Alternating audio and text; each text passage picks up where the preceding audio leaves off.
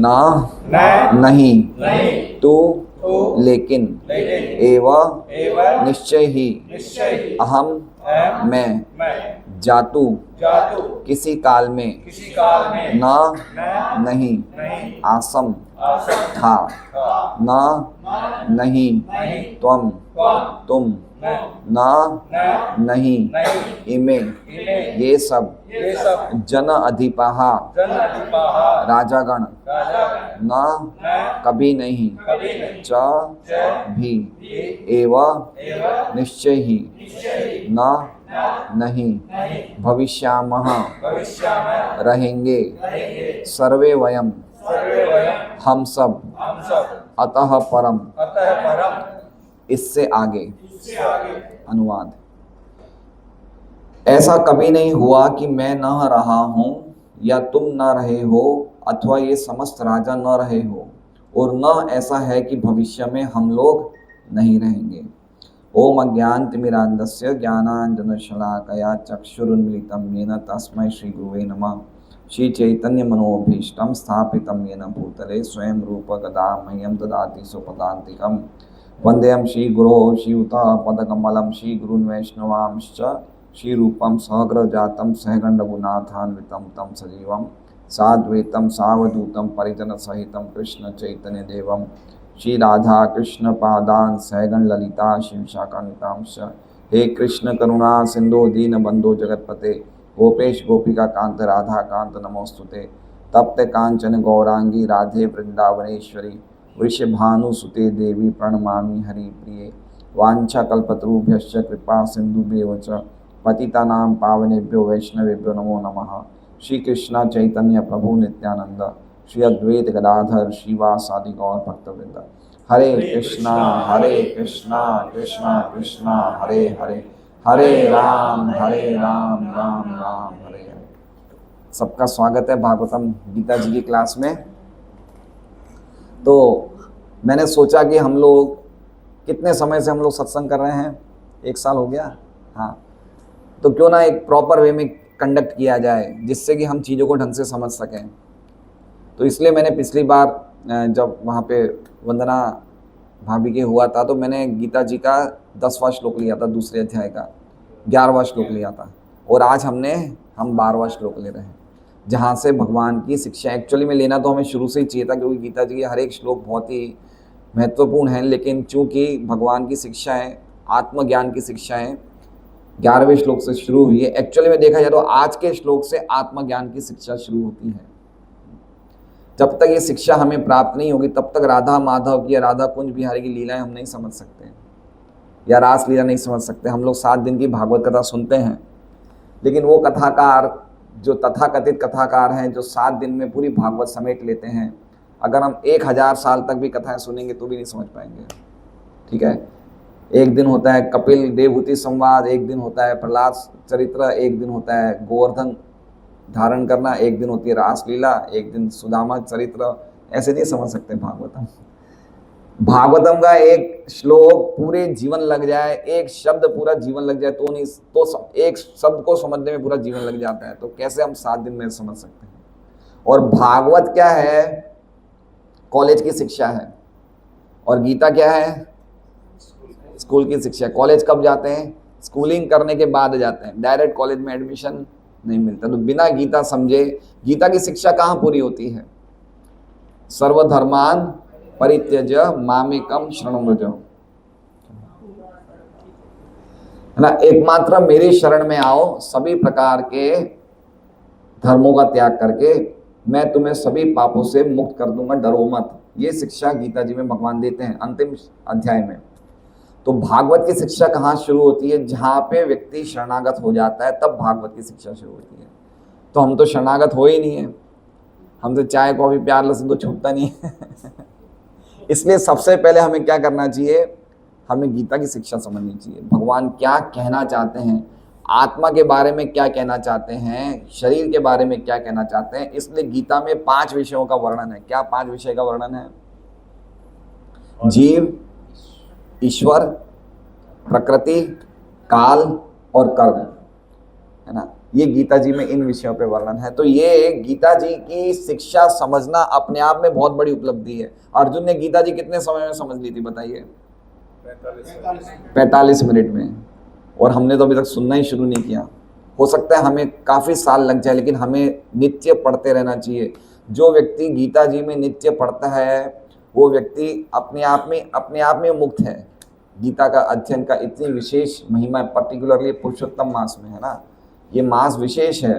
तो इस मास में एक इसका 15वें अध्याय का नाम भी पुरुषोत्तम योग है ना। भगवान ने इस महीने को अपना नाम दे दिया, इसलिए हमें इस अध्याय को, पर्टिकुलरली गीता जी को डेली पढ़ना चाहिए नियमित रूप से। तो आप लोग कितने लोग नियमित रूप से पढ़ते हैं गीता जी? तो हम बाकी नहीं पढ़ते हैं, इसलिए हमें ज़रूरी है, हमें एक्चुअली में गीता जी की ये क्लासेस जो हम रखते हैं महीने में एक बार, अगर वास्तव में हम गंभीर है तो हमें 7 दिन में एक बार रखनी चाहिए। कितने दिन में? 7 दिन में। महीने में कितने रखनी चाहिए? 4 क्लासेस। प्रसाद हम बनाएंगे, आपको क्या चिंता है?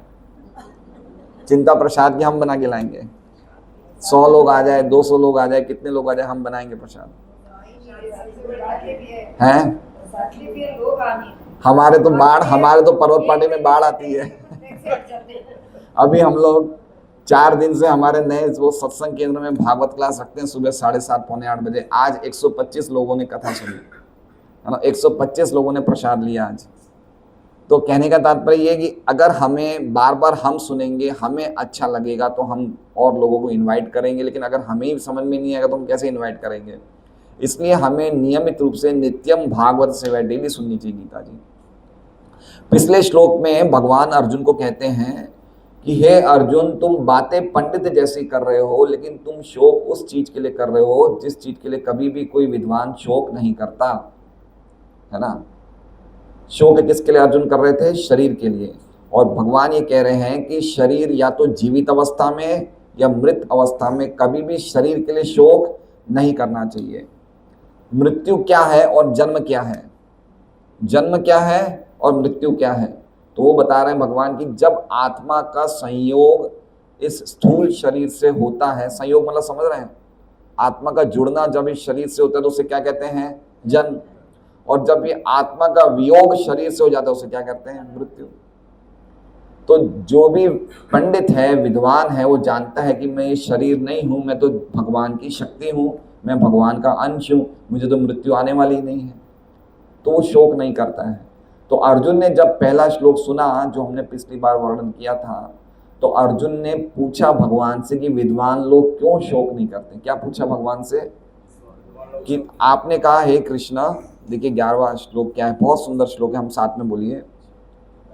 श्री भगवान उवाच अशोच्यान अनवशोचस्त्वं प्रज्ञावादांश भाषसे गतासून गतासूंश्च नानुशोचन्ति पंडिता। कि इस शरीर के लिए जीवित अवस्था में, मृत अवस्था में कोई भी पंडित शोक नहीं करता। तो अर्जुन ने पूछा भगवान से क्यों नहीं शोक करते थे, उसके जवाब में भगवान ने श्लोक कहा है कि क्यों नहीं शोक करते हैं। तो इसमें ये श्लोक हमारी आइडेंटिटी को बता रहा है, हमारी व्यक्तित्व को बता रहा है, हमारे पर्सनैलिटी को बता रहा है। पर्सनैलिटी डेवलपमेंट कोर्स होते हैं, लेकिन ये भगवान हमारी पर्सनैलिटी बता रहे हैं कि हम लोगों को क्यों शोक नहीं करना चाहिए। तो कह रहे हैं नौते वाहम जातु नासम, न मतलब नहीं, तू मतलब लेकिन, एवं अहम ऐसा निश्चय कभी भी ऐसा नहीं हुआ कि मैं नहीं हूँगा, मैं नहीं था। क्या कह रहे हैं भगवान? सबसे पहले अपने बारे में कह रहे हैं कि ऐसा कोई भी समय नहीं था कि जब मैं नहीं था। जातु मतलब कोई भी काल में ऐसा नहीं था कि मैं नहीं था। न त्वम, न तुम नहीं थे, ऐसा भी नहीं था। तुम मतलब कौन हुए? अर्जुन।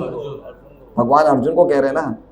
और फिर कह रहे हैं न तुम ने में जनाधिपा, और ये जनाधिपा जितने भी युद्ध क्षेत्र में बातें चल रही थी ना, तो जितने भी राजागण ये सब जो खड़े हुए हैं, ऐसा कोई भी समय था नहीं कि ये जब राजा भी नहीं थे।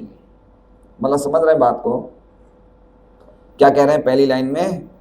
कि पहली लाइन में भूतकाल का बोल रहे हैं कि ऐसा कोई समय नहीं था जब मैं नहीं था, जब अर्जुन तुम नहीं थे, और जब ये सब राजा नहीं थे।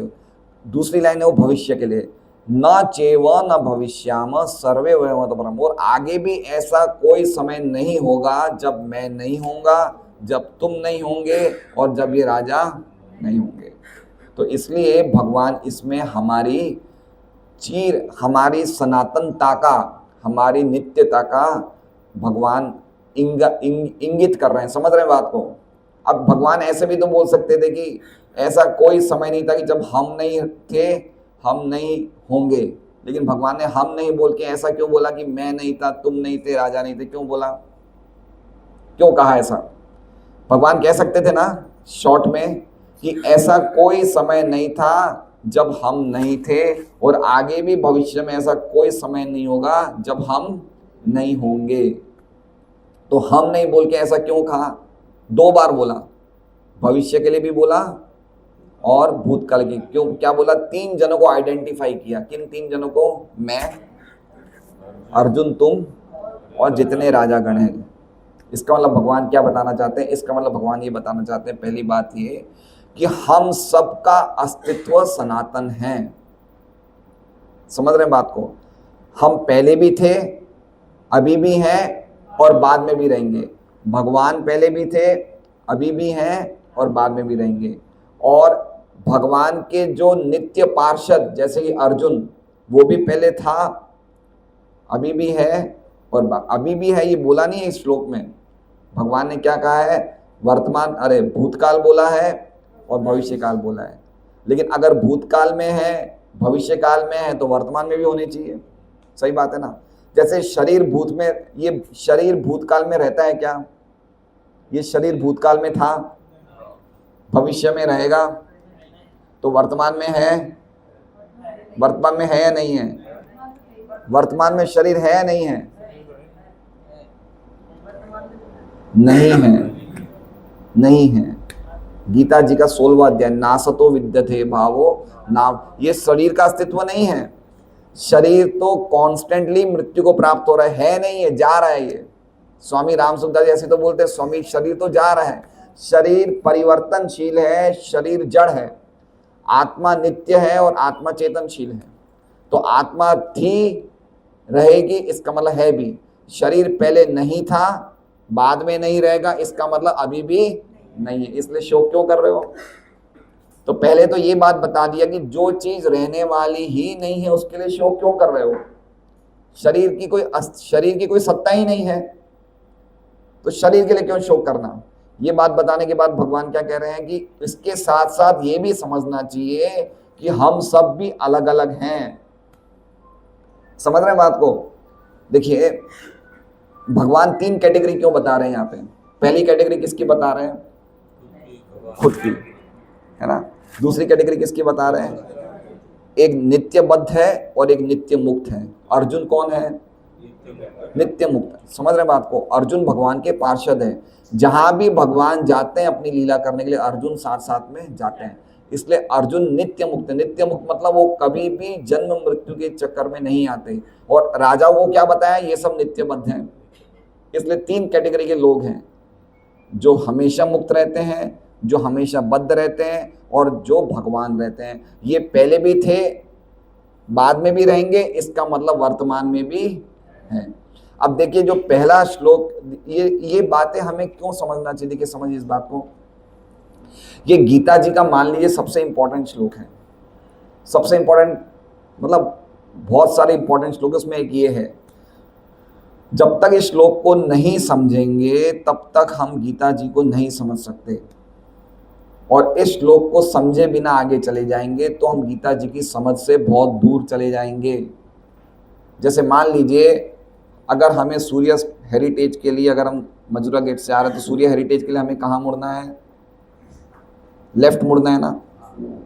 लेकिन अगर हम लेफ्ट नहीं मुड़ के सीधा चले जाएंगे तो जितना आगे जाएंगे उतना सूर्य हेरिटेज से दूर होते जाएंगे। उसी प्रकार से ये श्लोक को समझे बिना जितना गीता में आगे बढ़ेंगे उतना और ज़्यादा गीता की समझ से दूर होते जाएंगे। क्यों? क्योंकि इसमें 3 चीज़ें बहुत इंपॉर्टेंट बताई है। वो 3 प्रकार की सत्ताएं, ये 3 पोजीशन हमेशा रहती है।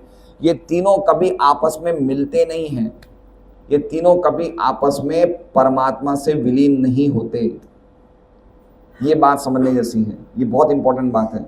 क्योंकि ज़्यादातर हमें क्या लगता है कि अभी हम बद्ध अवस्था में अलग अलग हैं, लेकिन मुक्त होने से हम सब एक हो जाएंगे। इसलिए भगवान उस चीज का खंडन करते हुए कह रहे हैं कि कोई एक नहीं होने वाला, कोई मिलने वाला नहीं है, हम सबके अस्तित्व रहे थे, है और रहेंगे। क्या खुशी की बात नहीं है?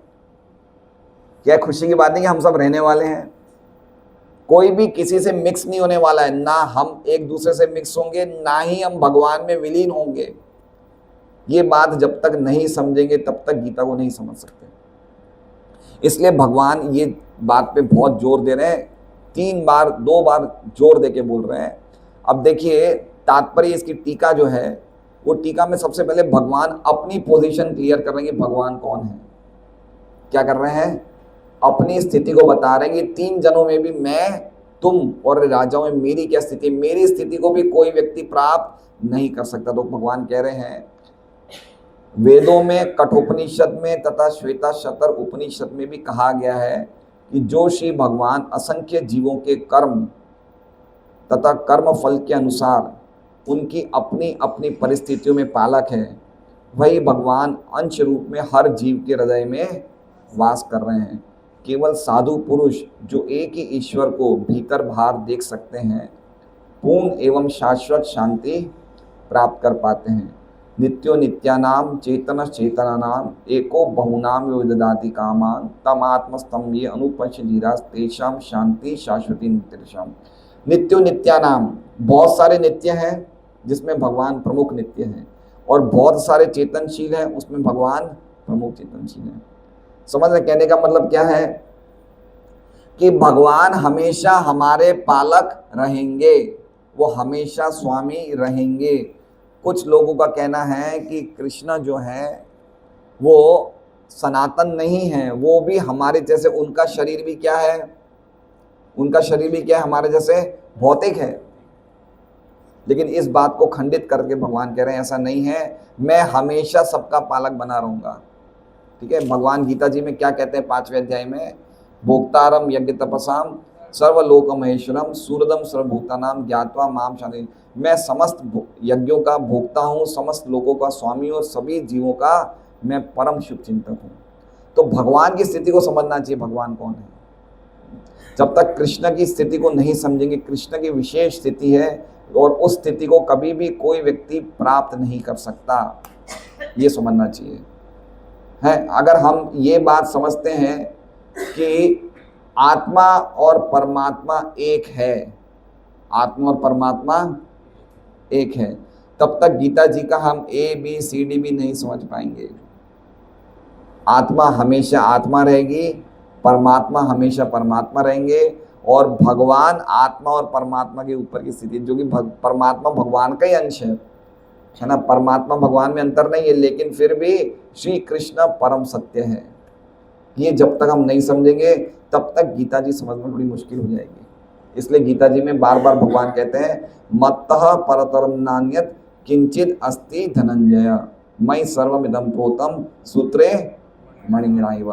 भगवान सभी कारणों के कारण है। जैसे आप लोग ये देख रहे हैं, ये माला किसकी बनी है? फूलों की बनी है। फूलों की है ये, फूलों के साथ साथ किसकी बनी है? धागे की। अगर धागा नहीं होगा तो फूल रहेंगे क्या? लेकिन हमें दिख क्या रहे हैं? फूल दिख रहे हैं, हमें धागा नहीं दिख रहा। उसी प्रकार से पूरा जगत किस पे टिका हुआ है? कृष्ण पे, है ना। कृष्ण पे टिका हुआ है, लेकिन हमें सब कुछ दूसरी चीजें दिख रही है। ये इसलिए कृष्ण को कहा गया है सभी कारणों के कारण कृष्ण है, सर्व कारण कारण। तो सबसे पहले ये समझना चाहिए कि श्री कृष्ण की स्थिति विशेष है, वो स्थिति हम प्राप्त नहीं कर सकते हैं, और उनको प्राप्त करने का तरीका एकमात्र भगवान के नामों का जप करना है। हरे कृष्णा कृष्णा कृष्णा हरे हरे, हरे राम राम राम हरे हरे। ये बहुत सरल बात है। जब तक हम एक प्रामाणिक परंपरा से भगवान को समझने का प्रयास नहीं करेंगे, तब तक हम देखिए गीता जी के 4थे अध्याय के दूसरे श्लोक में क्या कहते हैं भगवान, एवं परंपरा प्राप्तम इमं राजर्षय विदु। मेरा ज्ञान कैसे प्राप्त होता है? परंपरा के द्वारा। हम ऐसे नहीं समझ सकते कि हम कोई भी कहीं भी कोई भी कथा सुन लें और उसमें कुछ भी कोई बोले और उसके हिसाब से हम भगवान को नहीं समझ सकते, है ना।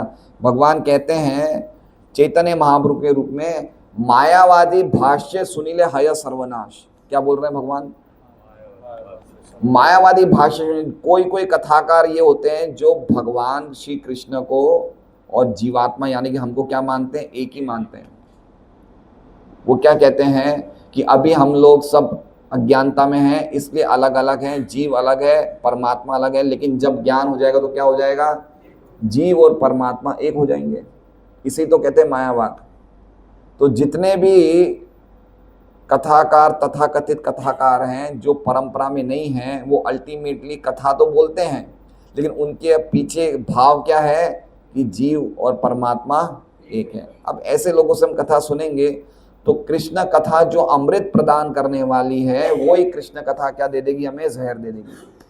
जैसे दूध होता है, सनातन गोस्वामी जिन्होंने मदन मोहन का मंदिर का निर्माण किया था वृंदावन में, वो बताते हैं कि दूध अमृत है, हमें दूध बहुत शक्ति देता है, लेकिन अगर दूध में सांप अपनी जीवा डाल दे तो दूध क्या हो जाता है? जहर हो जाता है। उसी प्रकार से कृष्ण कथा अगर हम कोई ऐसे व्यक्ति से सुनते हैं जो व्यक्ति आत्मा और परमात्मा को एक ही मानता है, उससे कृष्ण कथा हम सुन लेंगे तो कृष्ण कथा हम पे क्या असर करेगी? जहर जैसा असर करेगी। हम पूरी तरह से पथभ्रष्ट हो जाएंगे भक्ति में। इसलिए समझना चाहिए ये, इसलिए हम लोग एक एक श्लोक लेने का प्रयास कर रहे हैं कि हम समझें कि हम हमेशा रहने वाले हैं, हम भी हमेशा रहने वाले हैं, भगवान भी हमेशा रहने वाले हैं। तो हमारा और भगवान का क्या संबंध हुआ बताइए?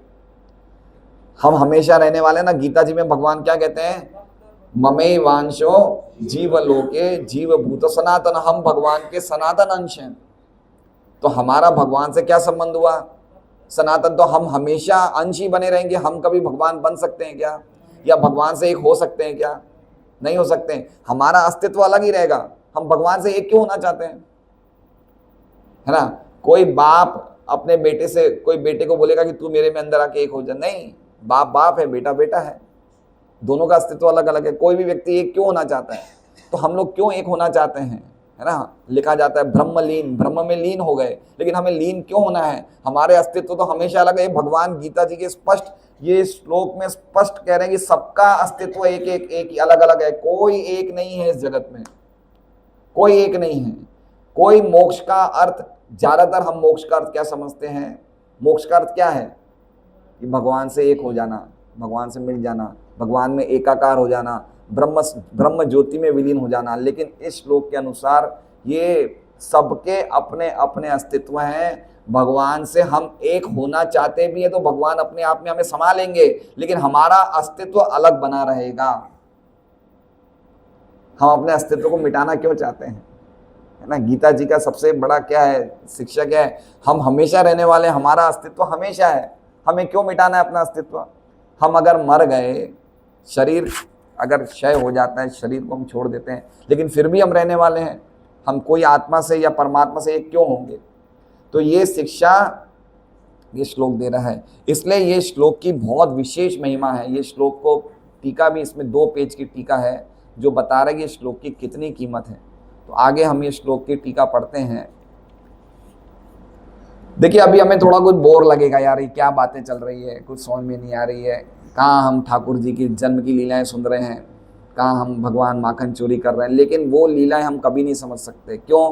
क्योंकि हम तत्व को समझना नहीं चाहते। पहले किसको समझना चाहिए? तत्व को। तत्व मतलब सच्चाई को।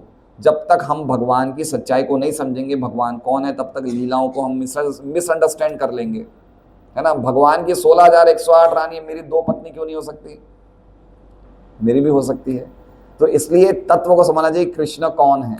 तो ये उपनिषद वेदों का बताया है कि भगवान हमेशा सबके जीवों के हृदय में वास करते हैं। हमेशा हमेशा भगवान, हमेशा भगवान ही रहेंगे। कभी भी कोई भी व्यक्ति अपनी तपस्या से या अपनी योग शक्ति से भगवान नहीं बन सकता। ये जितने दादा अम्मा अम्मी बापा बापी है जो अपने आप को भगवान मानते हैं या उनके अनुयायी उनको भगवान समझते हैं, ये बहुत बड़ा धोखा है। ये बहुत बड़ा धोखा है। जैसे असद गुरु है या श्री श्री है, इनके अनुयायी इनको भगवान मानते हैं। है ना। कोई लोग साईं बाबा को भगवान मानते हैं, तो ये सब धोखेबाजी चल रही है।